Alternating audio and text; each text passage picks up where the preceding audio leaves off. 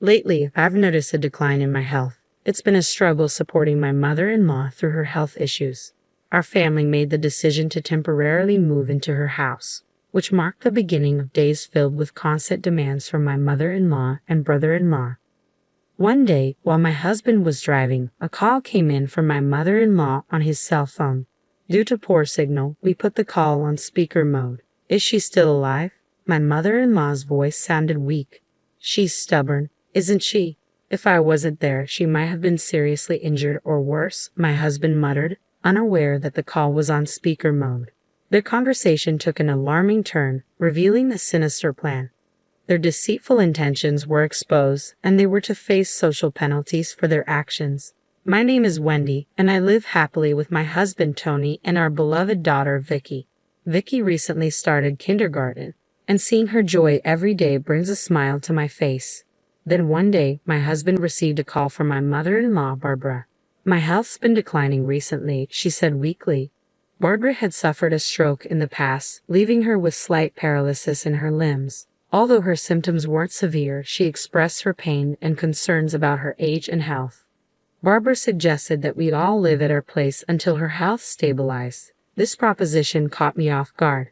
I was aware that Tony's brother, Matt, lived with my mother-in-law, but Barbara expressed her discomfort with him being alone. Despite my strained relationship with Barbara, I agreed out of respect for my husband. Moving homes was a significant change, but fortunately our homes were far apart, and Vicky wouldn't need to change schools. Vicky herself seemed excited about the idea, which eased my worries. However, the reality of living with my in-laws proved to be more challenging than expected. The old house required extensive cleaning and upkeep, which fell mostly on my shoulders. While I worked tirelessly, my mother-in-law would distract Vicky with outings and reminisce about her favorite son's past achievements, leaving me feeling overwhelmed and frustrated. It was hard to reconcile her seemingly good health with her claims of poor health.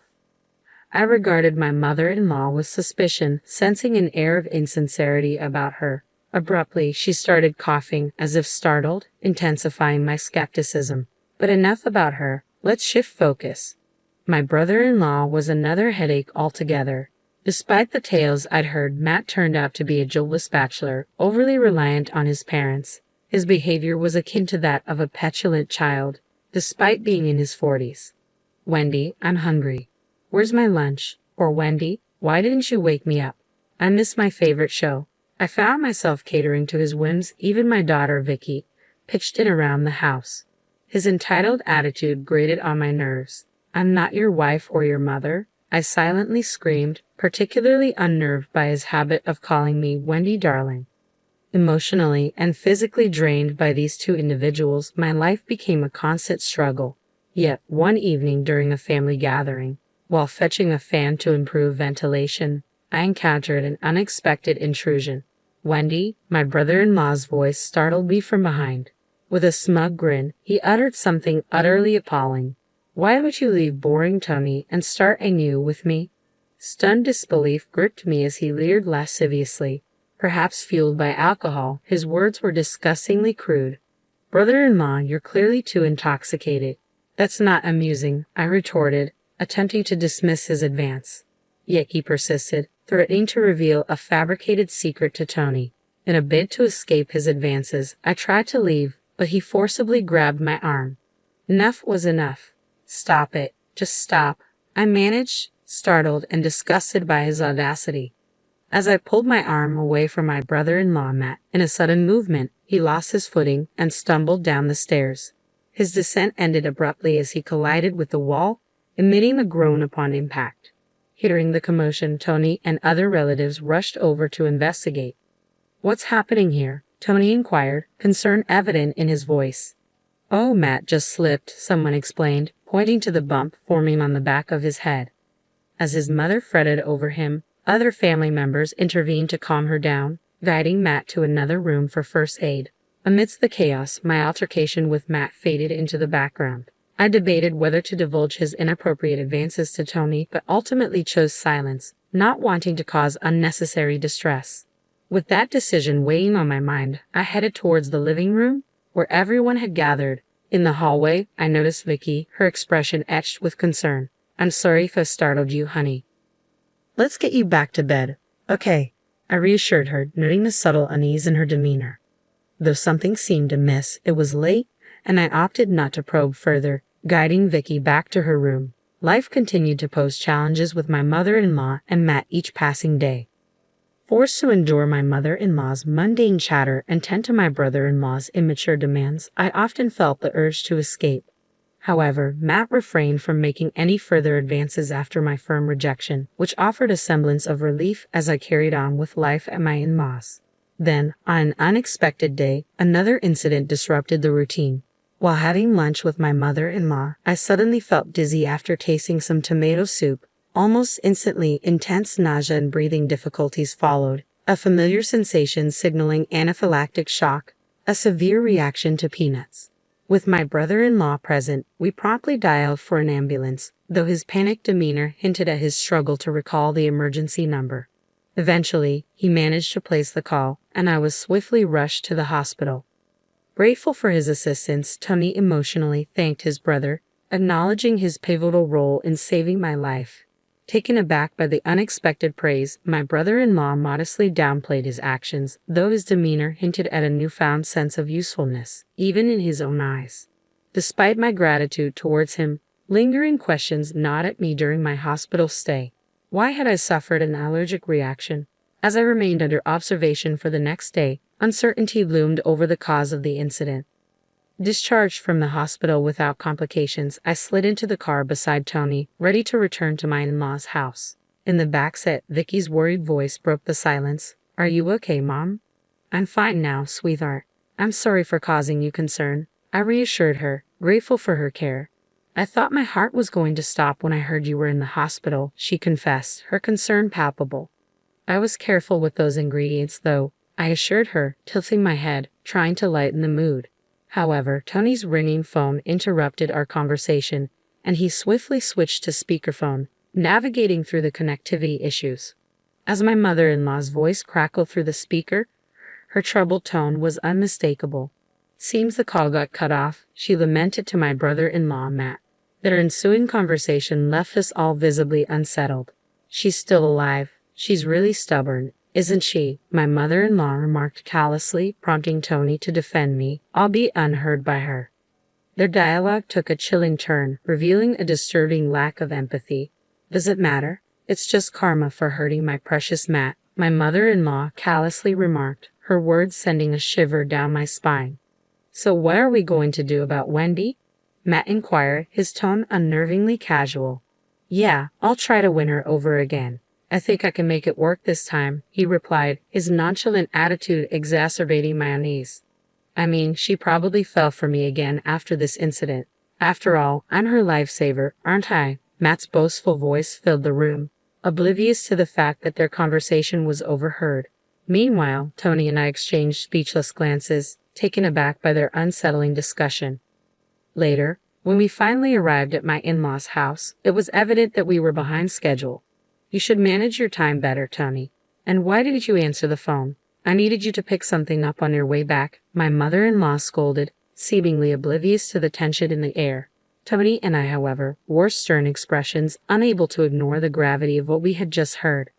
Once inside, Tony and I pulled my in-laws aside for a serious conversation. As our daughter retreated to her room, I handed Tony's phone to my in-laws, playing back the recorded conversation that had been captured unknowingly. Their faces turned pale with shock as the truth unfolded before them. How did you, my mother-in-law began, but I silenced her with a glare demanding answers. What in the world is going on here? I pressed, my tone firm and unwavering. Attempting to defuse the situation, my brother-in-law stuttered. Well, that was just a joke. Sort of a small payback for you rejecting Matt. Don't mention my brother-in-law, Tony interjected, attempting to shield his family from further embarrassment. But it was too late. As I explained the situation to Tony, his gentle demeanor gave way to fury. He demanded answers, and under his relentless questioning, my in-laws finally confessed.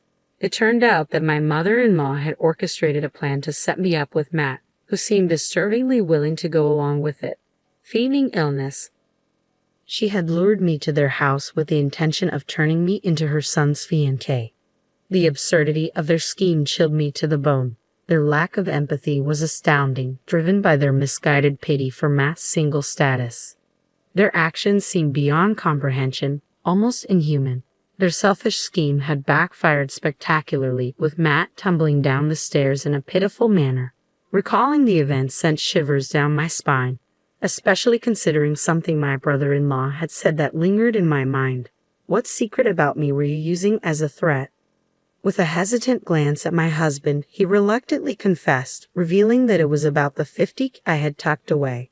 They had wrongly assumed it was from secretive financial endeavors like stock trading or foreign exchange. In reality, it was earnings from my writing hobby, known and approved by my husband, who always emphasized the value of hard-earned money.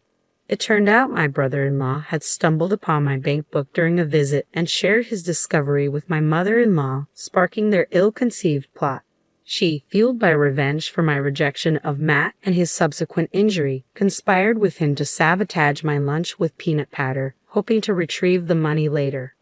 However, Matt's fear and guilt overwhelmed him when he saw the extent of my suffering, prompting him to call for help.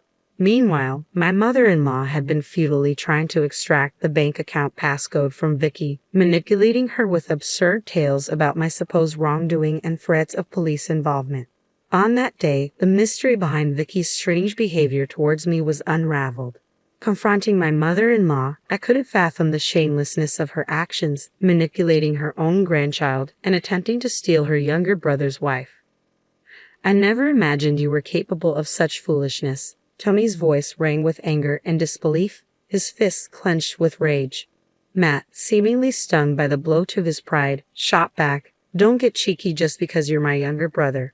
I'm way more handsome than you. If I had met Wendy before you did, she would have definitely married me."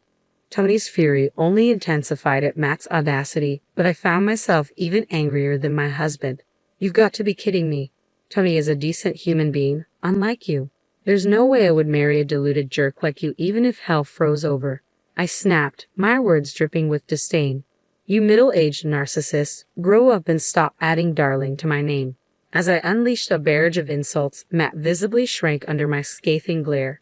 Regaining my composure, I spoke in a calm but firm voice. "Your actions have crossed the line. I nearly died. I'll be filing a criminal complaint for assault. You'll pay for the damages." Their faces drained of color, Tony and Matt fell to the ground, pleading with trembling voices, begging us to drop the lawsuit. "We didn't think you'd be hurt that badly," they stammered, their voices desperate. "Forgive us. We're family, right?"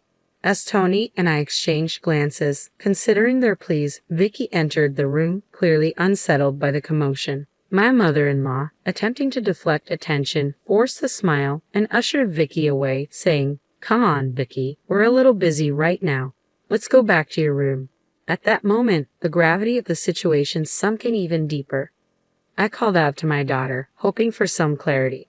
"Did you happen to mention Mommy's peanut allergy to Grandma?" I asked gently. "Yes, she told me to tell her about you," my daughter replied hesitantly. "So I said that even one peanut would make it impossible for you to breathe, and you'd die."